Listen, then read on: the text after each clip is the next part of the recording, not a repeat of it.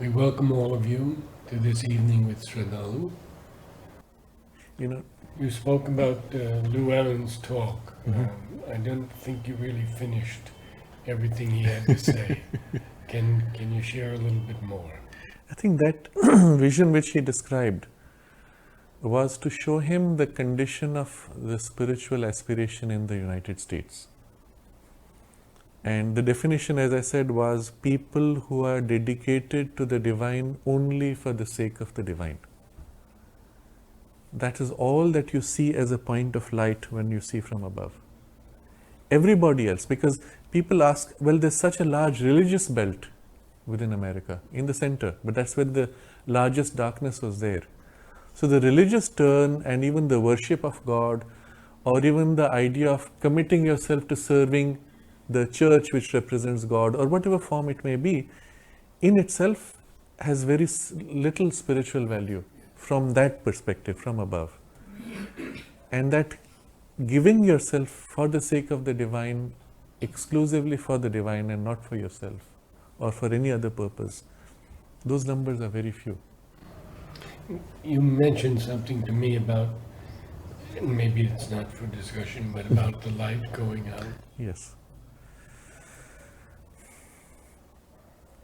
It's something which he has spoken of more and more openly. In the work that he was given, he said it was particularly for America. In the early 2000s, let's say 2002, 2003, 2004, there was an opportunity for an awakening, and he actually went around all over the states meeting people from different traditions to bring them together on a common platform to help awaken the spirituality across the country. And the effort lasted about 3 years, and somehow it did not work, and there was not enough support or interest, and the whole thing fizzled out. It's interesting, that's around the time also when the pushback took place from the other side with the 9/11 attacks and the US invasion of the Middle East, which entrenched the cabal further because they passed a series of laws. I don't know if you're aware, to this day the United States is a country at war in a state of emergency because of war. It was an executive order passed by George Bush, 2001, after 9/11, along with a series of orders which took away the rights of citizens in the US, which gave the US government self-appointed rights to arrest anybody across the world, and rendition, they call it. You can go out there, arrest them, and pick them up and bring them by plane to the US. And all of these things, which would never have passed in a normal open society, were done in that moment of stress just after 9/11 attack, when people were shocked and said, okay, anything for the security. That was all. And everything changed at that point. The cabal entrenched itself in depth from that point on. And what you can see is that opportunity which was there for the light was also facing huge pushback, and subsequently Llewellyn's experience was that opportunity passed, and he would see the clouds on the horizon approaching. Now, my interaction with him took place, I think, on this topic in 2010. And he asked just casually, he asked me, how are things in your community? And I said, well, we are going through certain situations, we have some problems, and there's been a kind of an invasion of certain energies which are creating the confusion. And I just said, I don't know if it's specific to our community or it's part of something larger in the world. And then he said, no, that's very interesting. And he said, I used to see the clouds on the horizon, and I find them now entering everywhere and trying to suffocate all the points of light. And this was 2010. And it matched with a certain experience I had. I can share this here, it's not something nice, but I was reading a text. It was a book by Noam Chomsky, which describes how the deep state is playing through the media and other means. And entering it, I was feeling this thing. I found the pattern, it's working everywhere, the darkness. And I said, well, what's behind it? And I tried to touch what was behind. and I sensed something, and then it was time for me to take a nap. I was sleepy, it was time to take an afternoon nap. I went to sleep. And because I had begun that process to feel, somewhere in that sleep state, I experienced the darkness. I woke up with that experience. And it was something so overwhelming. It was so powerful. It was something so deep, pitch black, and so powerful it would stop at nothing. I was so overwhelmed, I just began to weep and weep and weep. But I saw it. And then I realized what its power is. And that's why it has been a struggle. That's why it has been a battle for the divine also. Otherwise, things would have just unfolded smoothly over thousands of years that you have had the divine incarnating, working through so many spiritual movements and awakenings. No, it's not so simple, because the other side is humongously powerful. It is also a cosmic force, in a sense. And these are the asuras that Mother had to fight and overcome and defeat. And that's the scope of the battle. And that glimpse gave me a sense of what it was. And then Llewellyn said that he saw the light, he saw the darkness entering, and the points of light being attempted to be extinguished. And at some point, a few years down, 2012 or so, 2013, he said he saw that the darkness was suffocating the light of the earth. Now, he was very careful about what he was saying. He explained that it was a special light given to the earth for the nourishment of the collective evolution of humanity. And that light he saw going out, being extinguished by the darkness. The practical result, he said, was, of course, spiritually each one can grow, but that collective movement of awakening that had been, well, at least momentarily blocked or postponed, we do not know. At the same time, he had this other experience which he has narrated, which is also, he has put on his website. He saw this huge wall formed of bricks, so to say, formed of bricks of human mind, of human conceptions, human prejudices and rigidities, blocking, and crossing the wall on the other side was this stupendous light waiting to manifest. And what was stopping it was this wall.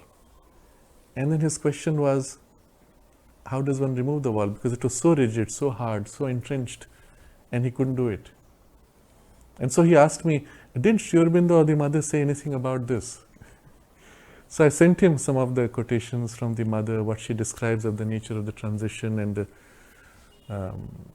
then one of the comments he made to me, he said, I always thought that the humanity would all wake up in one collective awakening, but I find rather there's a division taking place.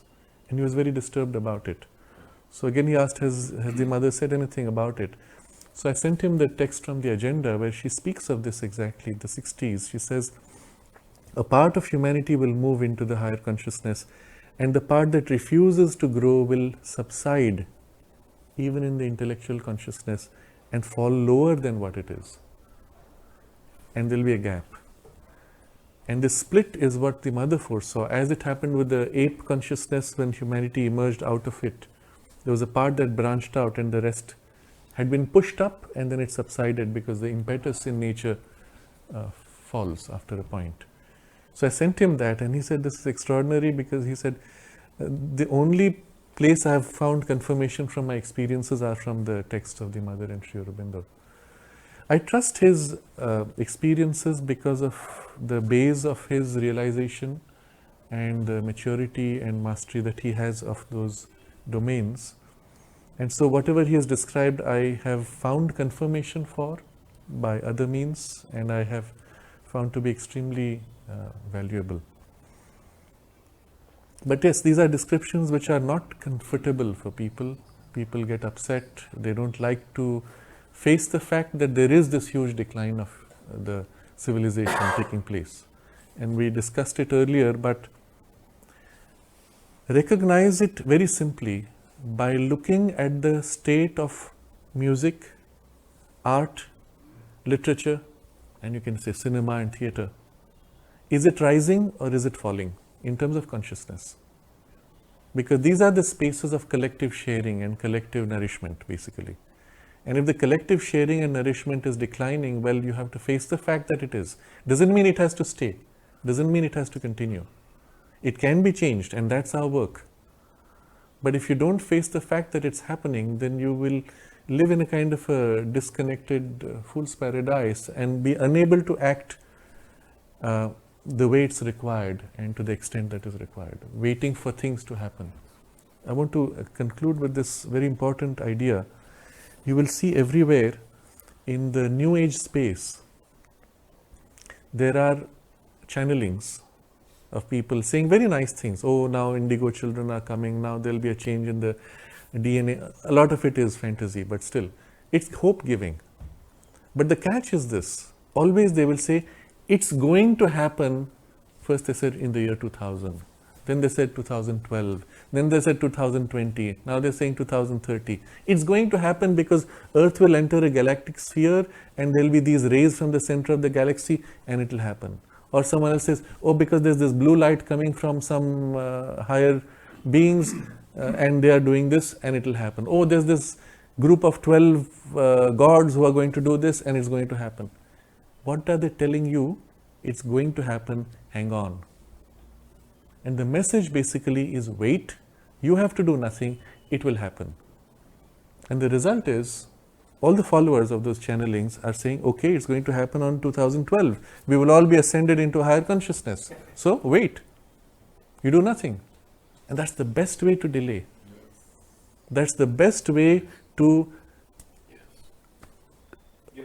ensure failure of the evolution. Whereas the message of the mother and Sri Aurobindo was now, you have to act now, change your consciousness. The fate of the earth depends on your evolution of consciousness. It's not going to happen on some fixed date. It's not going to happen because of rays from the galaxy or some planets. They are not spiritual energies. It is your change of consciousness which is what will create the change in the circumstances. And so the message for us is an urgency for our spiritual evolution. And the change always begins on an individual level. No collectivity can evolve if the individuals don't evolve. So wherever we are, if you do not see individuals evolving, you can be sure things are going to collapse. And if you don't want that collapse, well, then you have to start with yourself. And then to the extent that within you, that consciousness is sufficiently developed that it begins to radiate into your environment, well, you will be impacting the larger community also. But if you don't begin with yourself, all the social work of change you do is not going to help. Connecting this to our earlier discussion about propagating these ideas, that you have to do. Even if you don't have the spiritual experience of it, that experience which Sri Aurobindo has articulated has to be shared with others. These ideas have to be planted everywhere, and that we can do. It's not a propagation of ourselves, it's a propagation of a message. But meanwhile, we have to work upon ourselves for this change.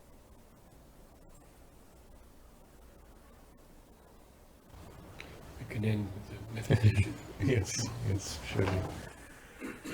In conclusion, though, to give the whole thing a positive turn, remember what the mother did with the sadhaks in the ashram, that she could bring down these overmental gods, incarnate them literally. What did she need to do for that? What was the requirement? It didn't need intelligence. That guy didn't have intelligence, the guy we interviewed. He even had arrogance in a kind. It needed only that you open yourself to her. But you hold that state of relationship of openness and submit to, without prejudice, without expectation, without demand, to her force and her action of light. And to remove from yourself the things which oppose the light. Minimum requirement. Otherwise, of course, there is no question of a spiritual life. But even today, she can do that and is doing that to the extent that we offer ourselves. And so for us, this is the important thing to take back. Whatever may be the circumstances out there, there is a divine help given to you personally for your evolution, for your growth. And there is the action of the supramental consciousness working in spite of these circumstances, working even using these opposing circumstances to ensure the future that is inevitable. If we take the experience of Llewellyn of the light which is waiting to manifest, it's what he was seeing, the new world, the new consciousness. It is overwhelming light. And just this barrier which blocks it is the human created institutions and mental prejudices which are opposing and preventing it. And so to the extent that we accept to free ourselves from those things and take the few steps needed, we create in the wall those little chinks through which the light can begin to come, in us individually and in us collectively. And that's what we are here for. This life is given for this purpose. One of the things the mother said to the children in the ashram and the sadhaks in the school, in the playground, she said that, you were all promised that when the time came for the realization, you would be given a chance. And she said, you don't remember, but I remember. And that's why you're here. But then she explained, this is one of those lives where it is worth it to leave aside everything else for this opportunity which is given. And this is a very important idea. If you think about it, if you could somehow actually recall all of the past incarnations, consider how many thousands or perhaps millions of times you were born, you were educated, you had a family, you had children, maybe you had grandchildren, or you fought, or you studied, or you created a business, or something, and you died, and you took birth again, and again, and again. How many times have you done it?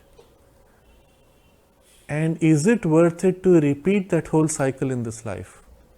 If only you could remember, you would realize, I've done it so many times. Why am I craving for these things? What is it that you can do now which you could never do before, and perhaps you may not have a similar opportunity later? Is this the new consciousness, the new world, which is waiting just behind this barrier, waiting to manifest? And all that it requires from us is to commit ourselves and open in consciousness, work to build the base. The rest, she builds on it. You build the base, she will create the rest with your acceptance, of course, and the purity which you have to hold, with your commitment. But all the rest will follow through inevitably. And it is worth it to dedicate this life entirely to this one purpose. Yes, we have strong pulls and pushes in our nature. Our nature is not simple. Well, give those pulls and pushes their due. But recognize that they are not central. They are not important enough for you to lose this focus. Your focus should be this. And pamper to all the rest. Doesn't matter. Keep this. And this is important for each one of us who feels called to recognize this opportunity. We have to make this conscious choice. It does not mean denial. It does not mean asceticism. And whatever attachments or desires you have, you do not have to give them up in that sense. Pander to them, but do not make them the focus. Only as much as they need so that they don't interfere with your focus, which is this. And the time is now. There is no other time. In one conversation the mother had with the disciples, it was narrated to us by somebody we had interviewed in that time in the late 80s, early 90s. And he was part of a group of children that the mother was talking with, and she said, which is your most important moment in life? And somebody says, oh mother, when I first saw you. Somebody said, when I first read a book from Sri Aurobindo. When I first woke up to the fact that there is the divine. Some various answers. And then she said, no, you're all wrong. The most important moment of your life is now. And she said, the past is gone, the future is yet to form. Now is the time when you can act and you can take those necessary steps to move to the future. And so it's now. And there is no other opportunity among all the lives we have had, and possibly for the lives later, because once the transition is made, you will not have the same push of evolutionary force and nature to assist you in that breakthrough.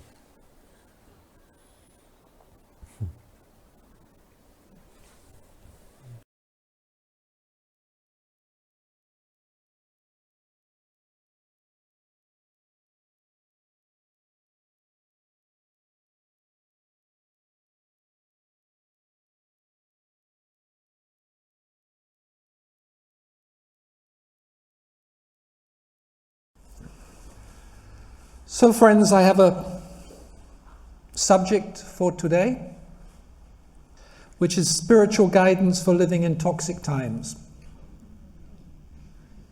As you know, the spirituality I've been teaching, that we've been practicing, Sufism I've been teaching, is what I would call engaged spirituality. It is not a spirituality that involves isolation, that involves removing yourself from civilization, from humanity, or isolating yourself. We are engaged in humanity, we are engaged in life, outwardly to be with the people, inwardly to be with God. This has always been an important aspect of Sufism. Together with that, as we have been aspiring to make a contribution to humanity, to the earth at this present time. And yet something has changed that we need to take into account right now. Although it's been on the horizon for the last 10 years, it has changed in the last 6 months. And it's changed completely. So firstly, it is really important to recognize that something has changed in the outer world and also in the inner world. And because we work in the inner worlds, it affects our work, the path, in many foreseen and unforeseen ways. And that's what I want to try and explain to you. So how to live our light and make our contribution in an era that has become and will become increasingly toxic. Humanity has made a choice that isn't just backwards towards a certain isolationism, a certain turning away from oneness, from interconnectivity, from a global civilization, which should have been humanity's next step, which is the logical evolution of humanity, which I have been teaching for the last 20 years. This shift towards oneness, realizing our interconnectivity, both on the global human level, but also with the earth, our interconnectivity with the earth, the interdependence, that spiritual principle of oneness that is so essential to our practice, to our spiritual awareness, that was being offered to humanity in many forms of globalization, of interconnectivity. And humanity has made a choice, no, this is not the step in evolution they want to make. There is a regression, not just isolation, but actually humanity as a whole is starting to regress. And it means, for example, that spiritually certain things can't happen that could have happened. And it also affects our practice, because we are not practicing in isolation. Our practice is both part of the journey of humanity as a whole. We are part of humanity. We are involved in humanity, in the inner and the outer worlds, and also affects the earth itself. In fact, the 2 days after the election in America, I had an experience in which I was suddenly in the garden of our center in Inverness, and I was together with some very, very old Native American elders, and there was this sadness in them for the soul of America, what is beneath the surface, not just for the land, but for the soul of America. There is a tendency in a lot of spirituality to think everything is going to be okay, and yes, everything is loved and everything is full of the light of God, but at the same time, individually and collectively, humanity makes choices and goes forward or steps back, just as people can do that on the path and in their own life, in their own destiny. So this happened to humanity as a whole. the very first talk I gave on this subject, which was at a conference I arranged actually in Washington, D.C. in 2003, and Pia Zia was there, and Sharon Salzberg from the Buddhist community, was spiritual responsibility at a time of global crisis. Because it's something I feel very passionately about, is that we have a spiritual responsibility in the world. That our practice is not just our practice, it is also our contribution to life, to the light within life, to the soul of the world, to the well-being of this spiritual being we call the world. And that our journey is inextricably bound together as long as we are physically incarnated with the journey of the earth, as well as with the journey of humanity.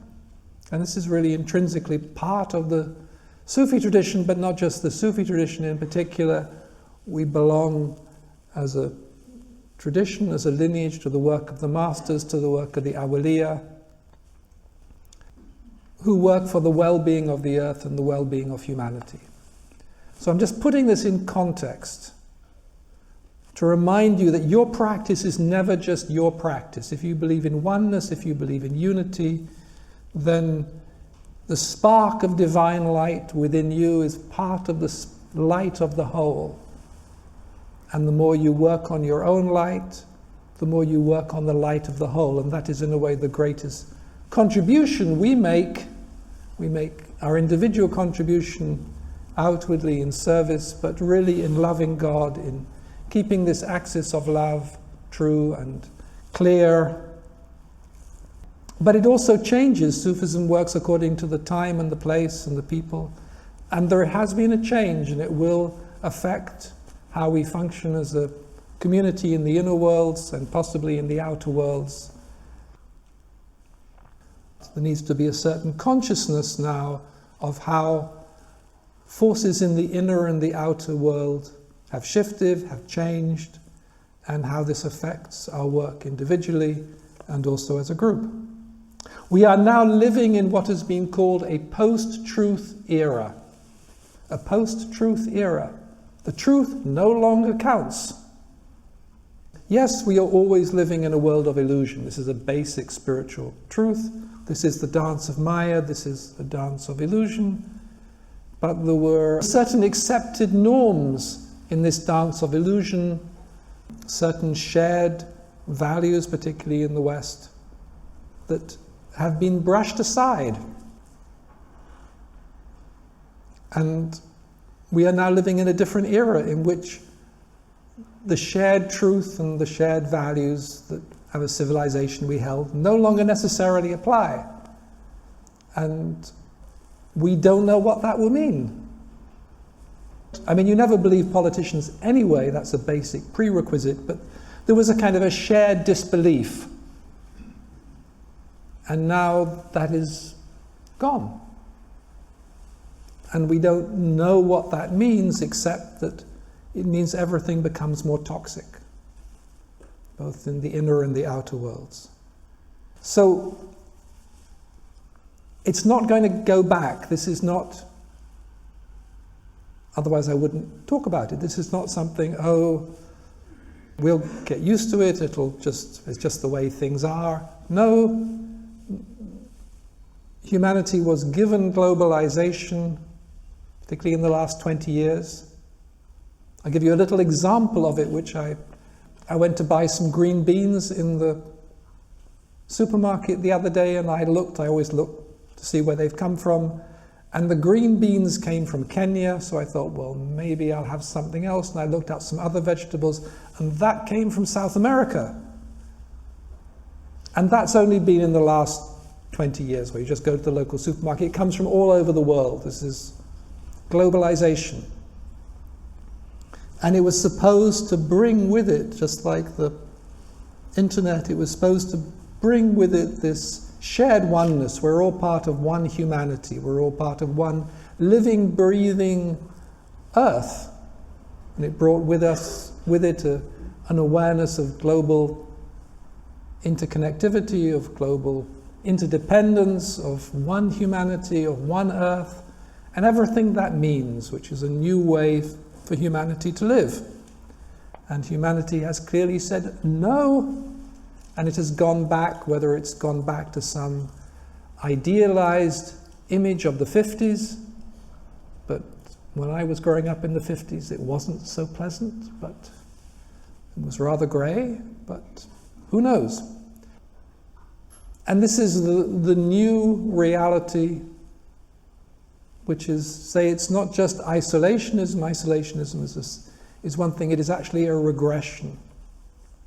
I actually wrote about this in Darkening of the Light, because, as you know, a number of years ago, I was given a whole series of visions of the future. One of these visions I had, I just read it to give you a context. And so we wait in the darkness of a dying world. We sense in our souls what we can see in the ecosystem, that something is over, that the world will not return to what it was. And the collective, still caught in its dreams of materialism, feels an anxiety, even anger, as it knows that this dream has passed its sell-by date, that its promises of prosperity are empty. And what we have seen played out both in America and in England, but also in other parts of the world, is this anger, this unconscious collective anger breaking through. That this dream of material prosperity, of things always getting better, is over and nothing else is there, and it has created this anger that has then become a regression. If you get taken over by a certain anger, it pulls you down to a lower level of evolution. And this is something you know in your own individual life. You can see when anger comes up and it takes over, a certain resentment, it pulls you down to a lower place inside of you, and you often have to work to free yourself from it, to reconnect with your higher spiritual centers. And there's absolutely no indication that the collective has any interest in working with this anger, this resentment, and so there is this regression. So that's the present situation. Although there have been indications of it, and that's the importance of this book, Darkening the Light, that's why I wrote it, to share these indications that this could happen, because you see in the inner world forces emerging in the inner world. What we've seen in the last 6 months is those being enacted collectively, and they are now part of the world in which we live. And it's not going to go back, it's not going to change. And we don't really know what will happen. But it's a choice humanity has made, and we have to live with it. Now, because I saw these things, or was shown this possibility, part of my work, particularly in the last 10 years, has been to make sure that you can realize spiritually what you are able to realize spiritually in this lifetime. So, if it is the will of God, most of what we live in our life, and sadly, most of the spiritual practices that have come through in the West are human creations. So they belong to humanity, so they can become commercialized and they can become toxic. Which is fine if the inner worlds are clear and pure, but as everything becomes more toxic, one needs to be more and more inwardly aligned, and more true to what is essential, to what cannot be corrupted. And that's why a central part of my work is to make sure that the transmission, the energy, is completely true and pure, so it can take you to the highest plane of reality. It can take you all the way home, all the way back to God, to the truth, to reality. And it is done through this inner connection of love, which is a love that goes from the highest right down through the teacher, through the transmission into the heart chakra. And it's a very basic practice, and through the zikr and through the meditation and through living a life aligned with that, it is kept true, it is kept pure, and it means very simply you can then fulfill, if you choose to, and it's free will, this is God's gift to humanity, is a gift of free will, you can fulfill your highest destiny with this energy. But as I said, it's getting kind of narrower and narrower. So please don't mess it up. It has to do with a certain responsibility. If you are really true to that imprint within the soul, and if you do the simple basic practices and keep aligned and don't get caught in illusions,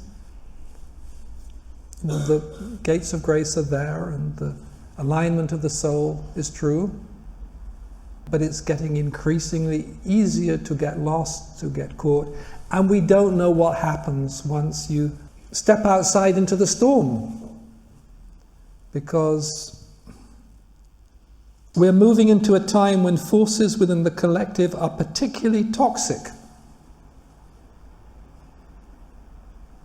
And it's being played out in the outer world, and of course it's being played out in the outer world, and of course that means it's also being played out in the inner world. And we don't know what that means. The Taoists called it the red dust.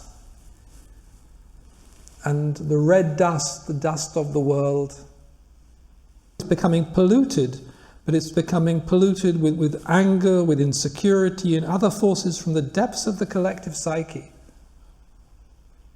We're like an iceberg, so we're a fifth, a third in this conscious world, but the vast majority of us, and particularly as we do spiritual practice, is present in the inner worlds, and there are many, many forces now being released in the inner worlds. It is obvious and apparent to see a certain anger getting played out, in all the different scenarios you can read about in the newspaper and all the ones you don't read about in the newspaper. And it's not happening over there. I would like to emphasize that to you. Part of the positive and negative effects of moving into this era of oneness, it means that we are all in the same space together. There is this fantasy of isolationism that's being played out on the political arena, but it is a complete fantasy because humanity has become globalized. And probably if you did very certain practices and you lived in a certain place, you might be able to isolate yourself from everything that's happening in the world. Like you used to do. You found a good cave, became a hermit halfway up a mountain, and you could isolate yourself inwardly and outwardly from everything happening in the world and just do your spiritual practice. I don't think you can anymore. So everything affects us inwardly and outwardly, and we have to learn to live with it, and it's getting increasingly toxic. There are different levels of toxicity. The reason I wrote this book, Darkening of the Light, was because I was shown 10 years ago these forces beginning to constellate in the inner world and the effect they were beginning to have. And just the simple fact that we are now moving into a post-truth era is significant. Most of us in the past 20 years have lived with these toxic energies of consumerism. The buy.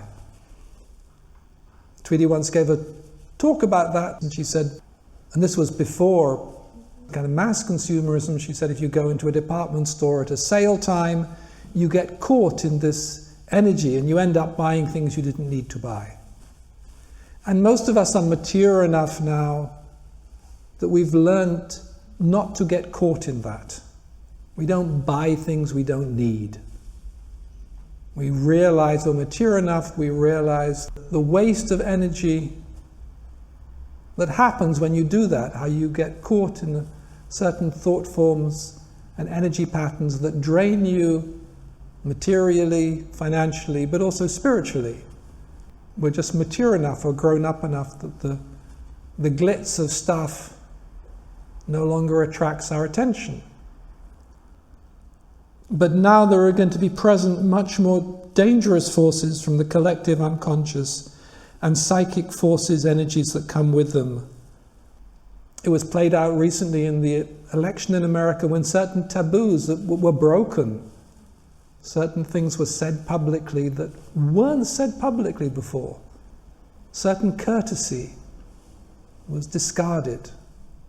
And there is a reason that one has taboos in a culture, because taboos stop primitive forces from the depths of the unconscious taking over. They're very simple.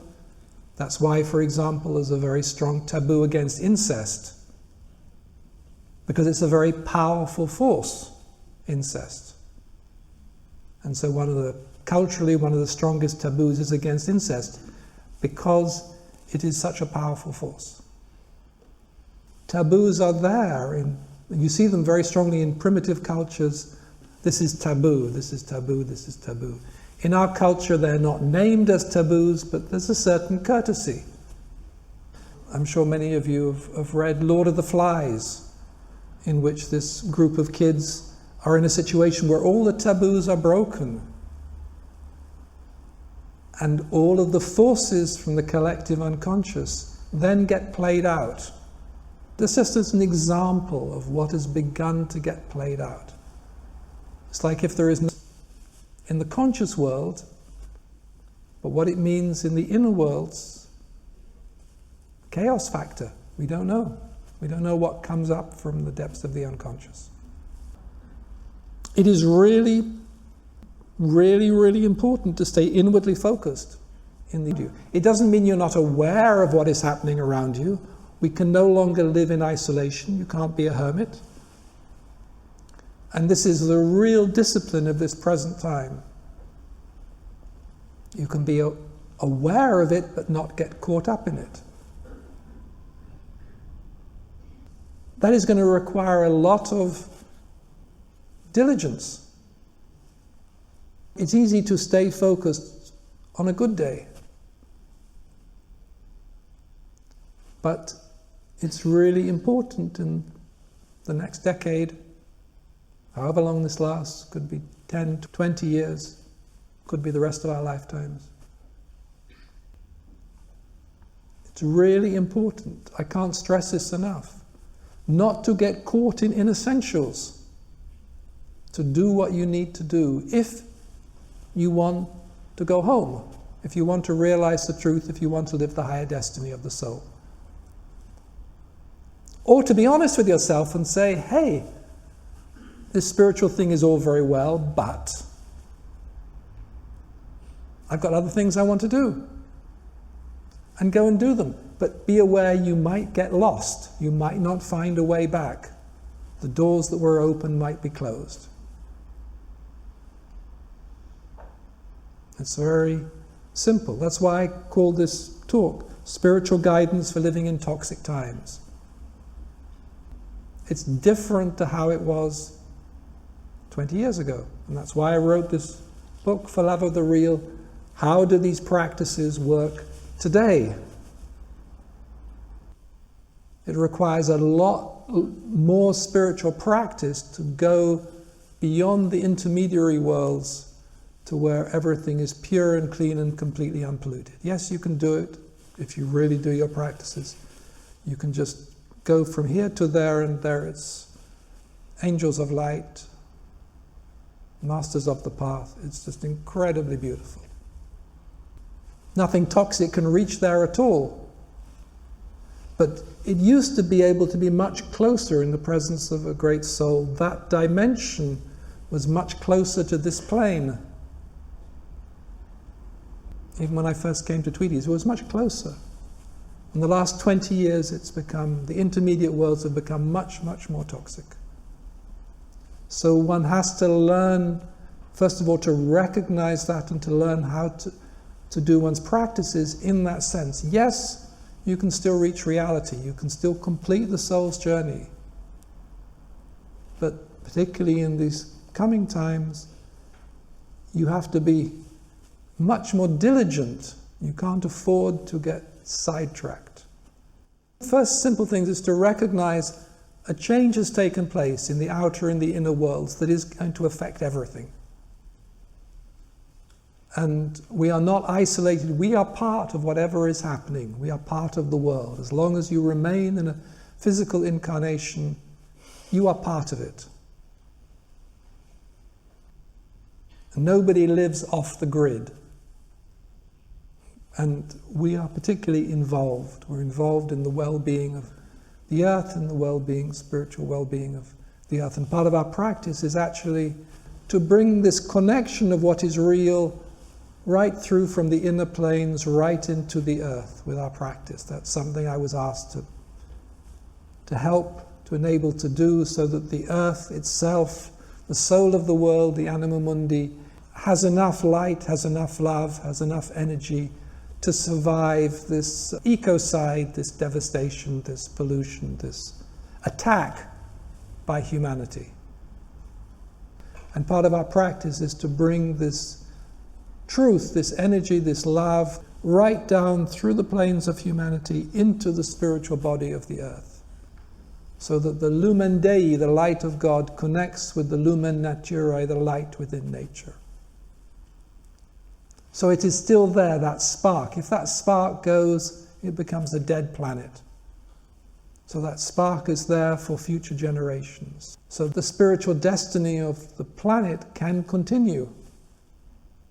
Even if humanity has made a step back, the spiritual destiny of the earth can continue.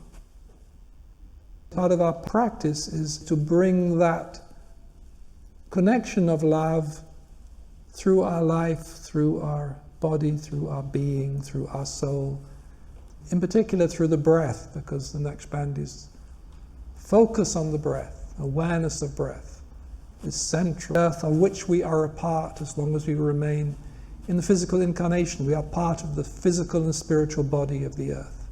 And to me, that is our most important contribution at the time. I don't think we can help the human collective. It's taken this weird trip.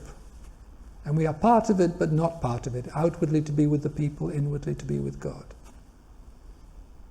But we can keep this spiritual substance in the world alive through our practice. I think that is from the instructions I have been given in the last 10, 15 years, that is our primary contribution to life, that through our practice we keep a certain alignment in life. We give a certain joy in life itself, not this aberration of life that is now being enacted around us. Life is not meant to be about shopping or about staring at a computer screen. It has to do with the sacred. It has to do with interacting with the sacred nature of creation. What Thomas Berry calls the great conversation, which we've broken off. We're no longer listening to the rivers. We're no longer talking to the winds. And in our own way, we have to re-engage with that conversation with life as it really is, not say in this kind of toxic aberration that is being paraded in front of us. The end of this book, For Love of the... Yes, there is a state in which you realize everything is God. Everything is a remembrance of God. Every illusion is also truth. But for many people that is far down the road, and at this time particularly difficult to access. In a way, nothing has changed because everything is God. Everything is still the beloved, of course it is. Everything is still loved infinitely by God. Everything is part of this dance of revelation of God. If you have eyes to see, if you see with the eye of the heart, everything is the beloved hiding himself, herself, revealing herself. Everything is an intoxicated relationship of love. In the whole of creation there are only two, lover and beloved. And we are part of it. We are part of this love affair, this extraordinary, bewildering, magical play of creation. And yet, at the same time, there is a path to follow. There's a certain spiritual austerity to be lived that is needed at this time. What I'm trying to say is, look, we are involved in humanity, we are involved in life, we are not retiring, we are not building walls, but because of the increasing density, increasing toxicity of the environment in which we live, doing one's practice is really central. What I want you to do to be able is to live as full as life as possible in the limitations of this present time, and also make the journey back to God. And it's just that there are certain limiting conditions.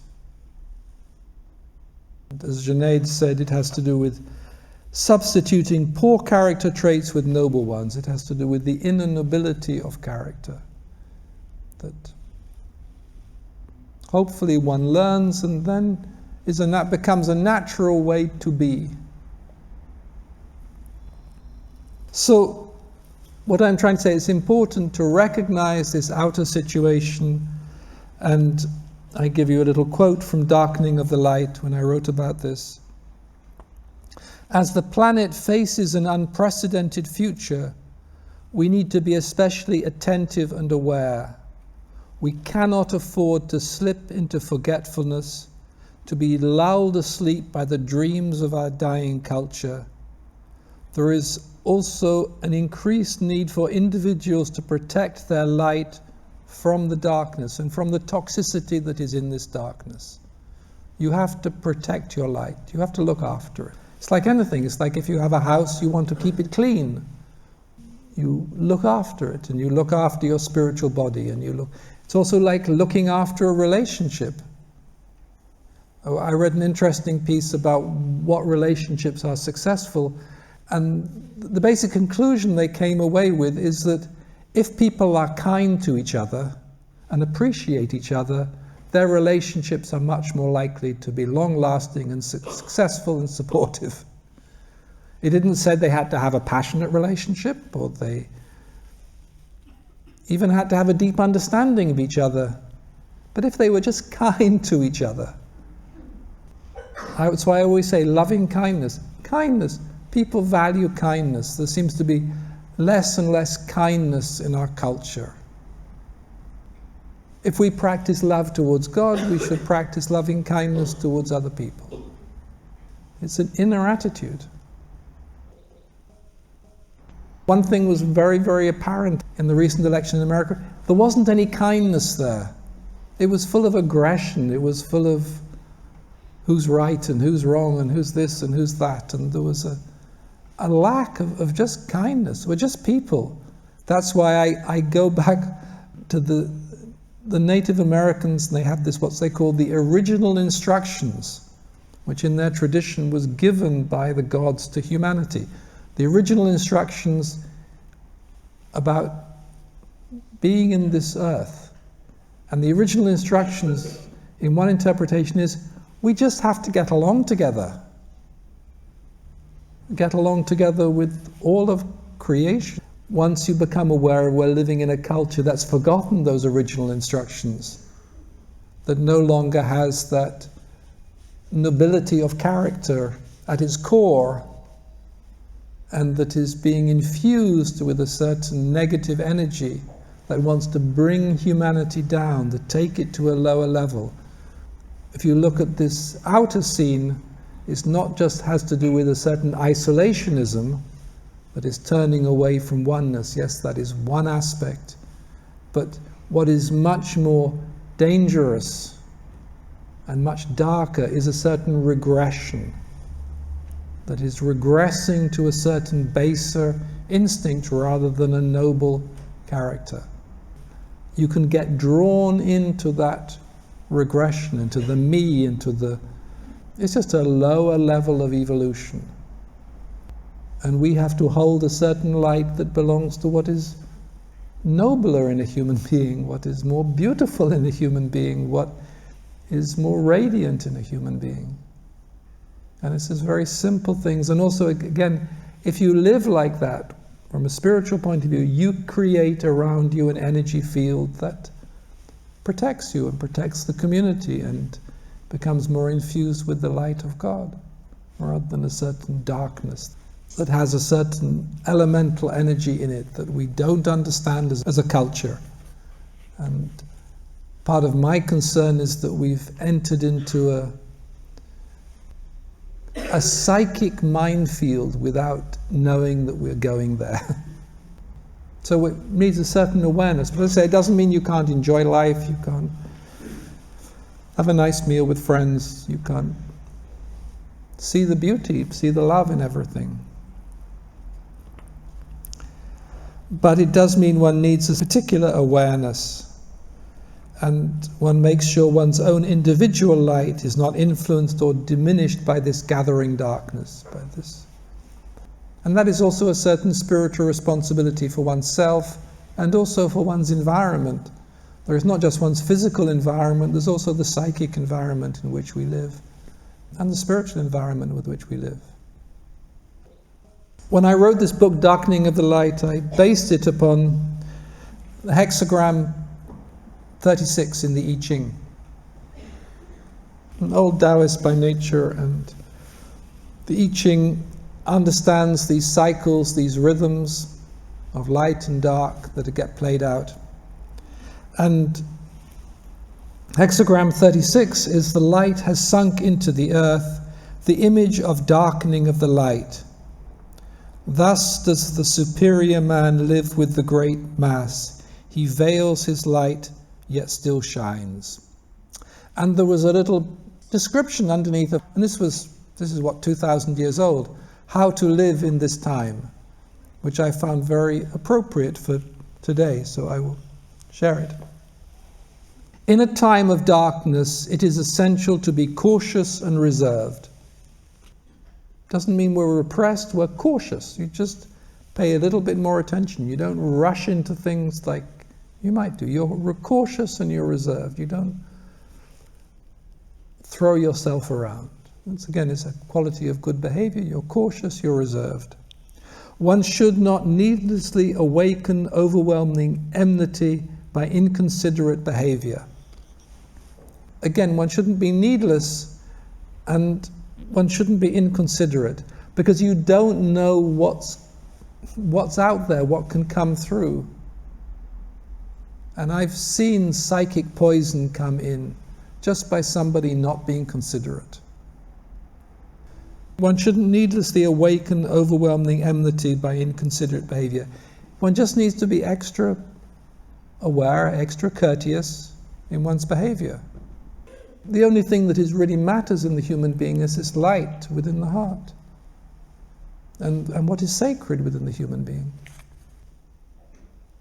And you can't argue about that, and nobody's right and nobody's wrong. And look, sometimes some things get you upset and you get pissed off, okay. But most things, do they really matter? Are they really that important? This is from the Diamond Sutra. So I tell you, thus shall you think of all this fleeting world, a star at dawn, a bubble floating in a stream, a flash of lightning in a summer cloud, a flickering lamp, a phantom or a dream. Once you get to a certain place on the path, you realize everything is a delusion. You see, I'm saying two things at the same time, which completely invalidate each other. I'm saying, look, there is this really difficult situation in the world, and it's become toxic, and it's become more full of forgetfulness and full of anger, and all sorts of oogly googlies going to come in, and they can do strange things, oogly googlies, I can tell you. And you have to be aware and attentive and do your practices. And at the same time, just be aware that's just another colored soap bubble. And It matters, but it doesn't matter. So you don't argue about it. Nobody's right or nobody's wrong. That's why I like the wisdom of the Chinese. One should not needlessly have overwhelming enmity by inconsiderate behavior. This is the way the world is. This is the red dust. But at the same time, in such times, one ought not to fall in with the practices of others. Neither should one drag them sensuously into the light. Don't go and get drunk, but don't try to tell other people. The last thing you want to tell somebody is that their life is an illusion. Don't pull people into the light. Freedom is really an essential part of our spiritual practice. You leave people alone. Baisab said, leave a human being alone and they find their own way back to God. People live the path because they want to, because they are drawn to it, because there's a song in their heart that likes to hear this particular song of love, that is drawn into this arena of the heart. This particular love affair, these particular threads of love, this love story attracts certain souls. Why? It is a mystery. So you live from this place of a deeper understanding. The world goes on its course. Yes, it's going through a bad hiccup. Maybe in 20 years or 200 years it will have realigned itself. And at the same time, there is a deeper mystery taking place, which has to do with the mystery of love, to do with the mystery of the soul of creation, the soul of the world. And hopefully our soul can be part of that mystery. And all I would say is that, yes, you need to be aware of this present time. As the I Ching says, one should let many things pass without being duped. I think that is excellent advice. One should let many things pass. This is a time not to get caught up. One always avoids being caught up, but this is a time particularly because it's all a lie anyway. Time to let many things pass, but at the same time you are not duped. Once you realize we're in a post-truth era, then let it all pass, but don't get duped by it. Don't get caught up in the lies. Except for loving kindness and compassion and making a nice loaf of bread and sharing a bowl of soup with friends and seeing your children laugh in the playground. So don't get duped. And also, again, very wise I Ching, it says, in social intercourse one should not try to be all-knowing. This is how to live when the light has sunk into the earth. In social intercourse, one shouldn't try to be all-knowing, because there's no point. Actually, as Sufis, we are used to keeping the secrets of love to ourselves. Traditionally, you never even tell anybody you're a Sufi. We don't advertise it. We keep the secrets of the heart to ourselves. We're just ordinary people who happen to love God, who happen to be a little crazy. And it's nobody else's business. We are just lovers of God. We don't believe in anything either, except love. I always like this Buddhist expression called subtle means. There's a subtle way to live in this present time with freedom, with compassion, with awareness, that sees the world for what it is. We are not children. We don't believe in the promises. We don't believe in promises of politicians, the promises of economists. We see the world for what it is, and we belong to our beloved. And in the midst of it, there is this extraordinary other mystery taking place. And say, what matters to me, just because I have seen what it means and I've been asked to share it a little bit, is that you live both the real mystery of your own soul, the journey back to what is real, because I know how precious it is, and you can only, traditionally you can only realize that while you are in this physical world, while you are embodied. That is the esoteric truth. And if possible, both individually and also as a community, we take part in this greater mystery, which has to do with this, the spiritual nature of creation, the spiritual nature of the world, the spiritual nature of the cosmos. And that is very beautiful, and it is in a way quite different to what is being played out on this worldly stage at the moment. The world is going through a very peculiar, even the great ones, they were a little surprised. They said, gosh, humanity is doing that? But in the midst of it, there is something very beautiful taking place, which we can participate in, which has to do with the vision I had for many, many years, which is this child with stars in his eyes, this other level of consciousness, which is very, very, very beautiful, and which belongs to a much greater dimension. And to bring a little bit of light, please, in this, I call this darkening, to bring a little bit of light into this darkening, both through remembrance of God, through loving kindness and compassion, and through living from a certain inner nobility, regardless of what happens around you.